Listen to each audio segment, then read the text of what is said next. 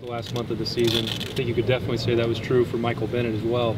Is that a coincidence or is he raising the level with what he's doing up there? Well, anytime that you're playing your best up front, especially right in the heart of your defense in the middle, it's going to help the rest of the defense. And when Michael Bennett, about 6 weeks ago, Michael Bennett flipped a switch and something changed. He's become a much better leader. He's become a much better practice player. He's become a much better game day player.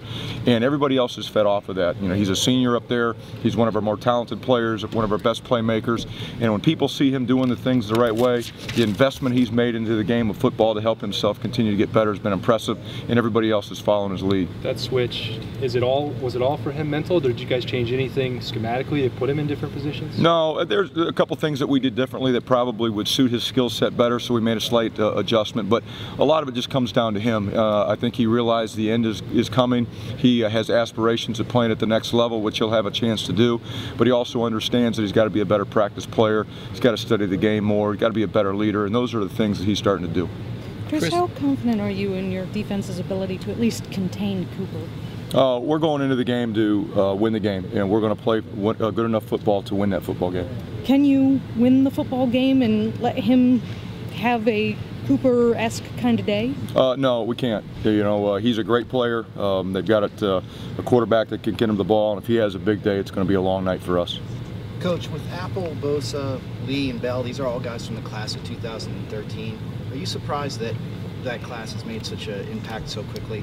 They're all talented players, and once those guys really learned our system and what we're asking them to do, and the game slowed down for them, they all started to really show a huge improvement, and that'll continue. I mean, they're not where they need to be yet, but they've made drastic improvement throughout the course of the season, and they'll continue to do so. The sky's the limit for those guys.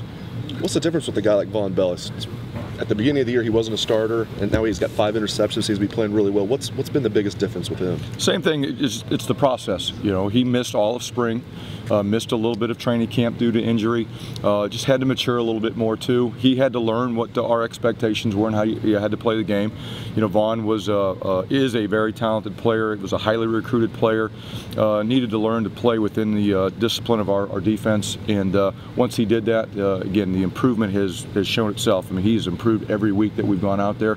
Continues to do that. Just kind of like Michael Bennett, he's learned to be a much better practice player right now. He's probably one of our best practice players. He had to learn how to study the game and prepare for each opponent each week, and he's done that. So the improvement has come because of that. Chris, you guys have gone into games this year where you've had to stop somebody else's best player. Yeah. Melvin Gordon, for example, in the run game. Have you guys had a game, though, where you had to stop the other team's best player or perceived best player in the throw game, and are you confident that you guys can do that? Yeah, when we played Michigan State, Lippett was an outstanding receiver, and when you look at the numbers, I think we did a fairly good job of defending him.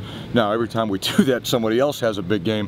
When we played Cincinnati, they had a receiver that we needed to stop, and we did that, but another guy had some big yards and good production. So we have to make sure that all of our focus isn't on one individual. It's the whole unit together offensively that we have to defend. But there's without a doubt, every time you go into a game, you talk about what are your keys to victory, and one of those keys to victory is you can't let their best players beat you. And if you can do that or not allow that to happen, you have a chance for success on Saturday. I think we've done a pretty good job of that throughout the course of the season. When you look at Cooper, and I know you don't coach him, but that guy just looks like a physical freak. I mean, he is a freak. How do you... I mean, he's big, he's fast, he's got great ball skills, he's got good body control, and he's going up to catch the ball in the air. There's not too many things that he doesn't do excellent.